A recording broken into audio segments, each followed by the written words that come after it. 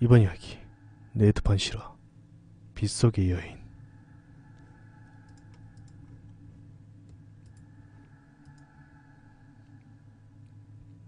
오늘 들려준 이야기는 나도 지인에게 건네 들은 이야기라 흐름상 살이 좀 붙어질 수도 있어. 지겨운 자작 공방. 김구는 평소 나처럼 호러 미스테리 분야에 관심이 많았어.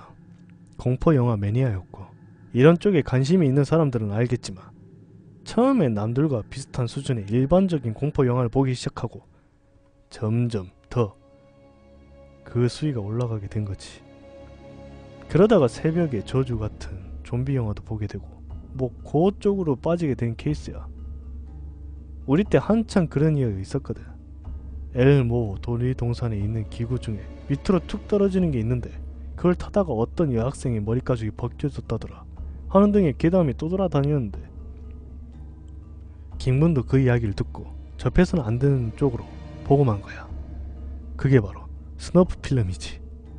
스너프 필름이라는 게 무언의 목격자 같은 영화를 통해서 일반인들에게 잘 알려져 있지만 우리는 일부러 검색해서 찾아보고 하진 않잖아. 근데 사람의 호기심이라는 게 어찌나 요망한 건지 보면 안 된다고 할수록 더 보고 싶은 욕구가 생기게 마련인 거지. 김군도 그런 케이스로 스너프 필름에 빠지게 되었고 시중에 유통되는 스너프 필름은 거의 대부분이 가짜로 만들어진 거고 그 중에서는 특별하게 진짜 스너프 필름이 있긴 한데 교통사고 사망자의 절단 모습이 찍힌 사진이라던가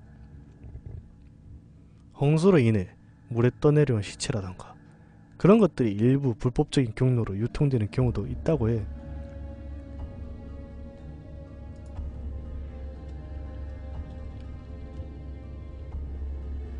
암튼 김구는 그런 자료를 찾아봤고 보면 볼수록 심신이 피폐하게 변한 것 같은 느낌이 들어서 며칠이 지나곤 그만두었는데 그리고 나서 바로 그것을 접하게 된 거야. 평소에 다름없는 그날 저녁 잠들기 전까지 컴퓨터로 게임도 하고 연예면과 스포츠면의 기사도 읽고 그랬대. 그리고 나서 불을 끄고 잠자리에 들었는데 시골에서 상경한 김구는 홀로 자취생활을 했고 방 하나 거실 하나 구조의 4층 빌라에서 살았는데 방에는 옷이나 잡다한 것을 쌓아놓고 생활은 컴퓨터가 있는 거실에서 대부분을 해결했다고 해. 그렇게 잠자리에 든 김군이 밖에서 들려오는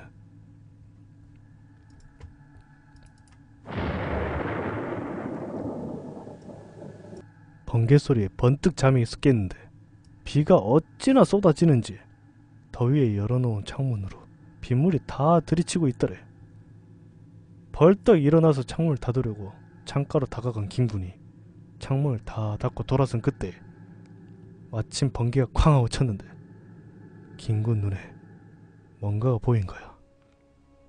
김군이 창문에서 고개를 살짝만 돌리며 베란다에 유통유리가 보이는데 미처 그쪽 문을 닫지 못했던 거야. 창문을 닫고 베란다 문도 닫으려고 했던 건데 바로 그 베란다 문에 사람이 서 있었대.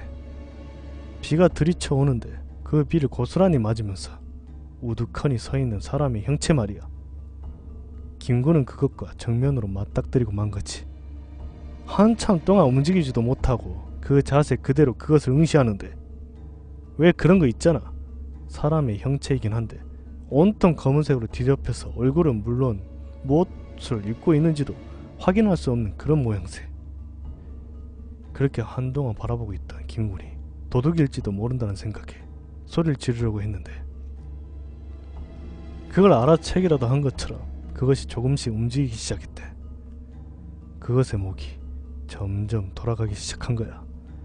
근데 이게 목이 꺾여서 돌아가는 게 아니라 긴 머리를 풀어헤친 그것의 머리가 다트판이 회전하듯이 위쪽으로 점점 올라가기 시작하더라는 거야. 처음에 머리를 길게 늘어뜨린 형상이 있었는데 이게 점점 목의 위치가 바뀌면서 마치 수염을 길게 늘어뜨린 형태로 점점 바뀌어 간 거지. 그것이 이목구비가 있다면 눈이 아래로 내려오고 입이 위로 올라가는 그런 형색이 되어버린 거야. 그 순간에 그것의 몸에는 계속 빌줄기가 들이닥쳤고 김군의 베란다는 점점 물로 흥건해지기 시작했대.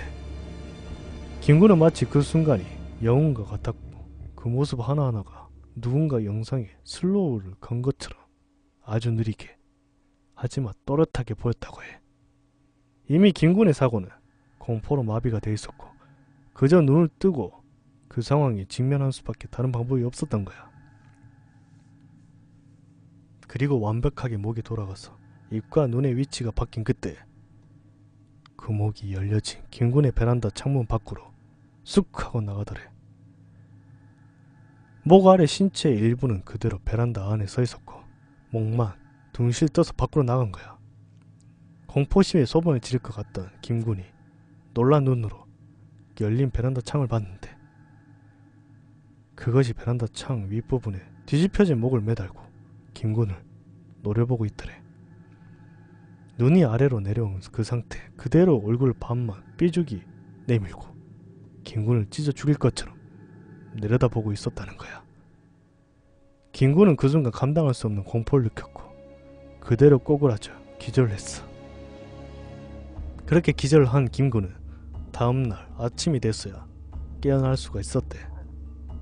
간밤에 일어난 일이 꿈을 꾼 건가 싶은 마음에 일어나자마자 베란다 창문을 먼저 확인해봐 김군은 소스라치게 놀랄 수밖에 없었어. 베란다 쪽은 들이친 빗물로 인해서 여기저기 물기가 가득했는데 그나마 비가 새벽에 그쳐서인지 군데군데 말라가고 있었나봐. 근데 김군이 목격한 그 돌아간 머리가 매달려 있던 그 부분에 정체를 알 수 없는 검은 물이 몇 방울 떨어져 있더라는 거야. 타다만 잿가루를 뿌려놓기라도 한 것 같은 그런 검은 물이 말이야.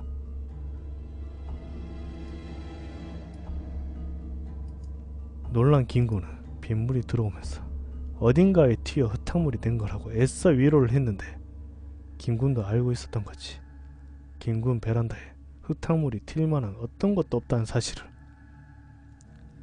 그렇게 놀란 가슴을 진정시키고 학교로 향한 김군이 그날 오후까지 강의를 듣고 집으로 향하는데 그 집으로 오는 길이 너무나도 싫었다는 거야. 장마철이라 비도 기분 나쁘게 추적추적 내리고 어제 본과 그것의 모습이 잊혀지기는커녕 시간이 지날수록 더욱더 생생하게 계속 머릿속을 맴도는 터라 도저히 그 상태로 집에 올 수 없었던 거지. 고민을 하던 김군은 친구들한테 전화를 했고 다행스럽게 친구 한 명이 시간이 돼서 학교 근처에서 같이 술을 마시게 된 거야. 막걸리에 파전을 먹으면서 이런저런 세상 사는 이야기를 하는데 연거푸 들이킨 막걸리에 김군이 취기가 오르기 시작했어. 그리고 어제 있었던 믿지 못할 이야기를 친구에게 털어놓았지. 친구는 코웃음을 치면서 세상에 그런 일이 어딨냐며 김군이 변태처럼 그런 자료만 며칠 동안 보니까 헛것을 본 거라고 비웃었어. 그도 그럴 것이 애초에 그런 자료를 찾아보게 된 경위가 엘모 놀이기구에 머리가죽이 벗겨진 여학생이었으니까. 친구가 그렇게 유추하는 게 어찌 보면 가장 이성적인 상황이었던 거지.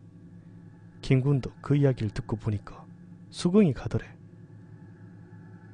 보지 말아야 할 자료를 찾아보고 그러고 나서야 죄책감에 시달려 환상을 본 거라고 그렇게 생각이 들더라는 거야. 그러고 나니까 겁을 집어먹었던 자신이 우스워 보이기도 하고 부끄럽기도 했던 김군은 평소보다 더 오버해서 웃고 떠들고 주량이 넘어서게 술을 마시고 그랬다고 해.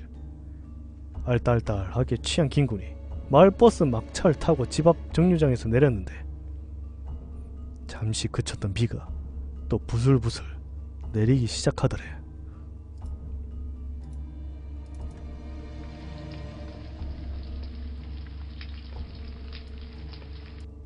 정류장에서 김군 집까지 도보는 15분 정도 걸리는데 정류장에 있는 큰 도로가를 벗어나서 10분 정도만 좁은 주택가 골목을 지나면 바로 김군네 집이 보이는 그런 위치였다고 해.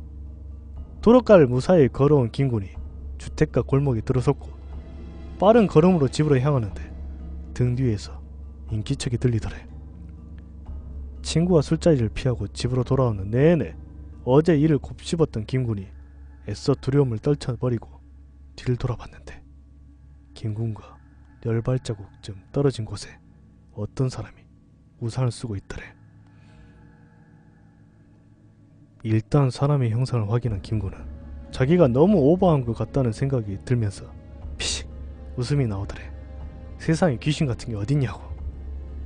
이만한 일에 쫄아서 떨고 있는 자신의 모습이 우스웠던 거지. 그렇게 다시 집으로 발걸음을 재촉하는데 등 뒤에서 계속 김군과 같은 방향으로 인기척이 들리더래. 김군이 일부러 발걸음을 늦춰봤는데도 김군을 스쳐 지나가지 않고 계속 그렇게 그 인기척이 김군 뒤를 쫓아오더라는 거야.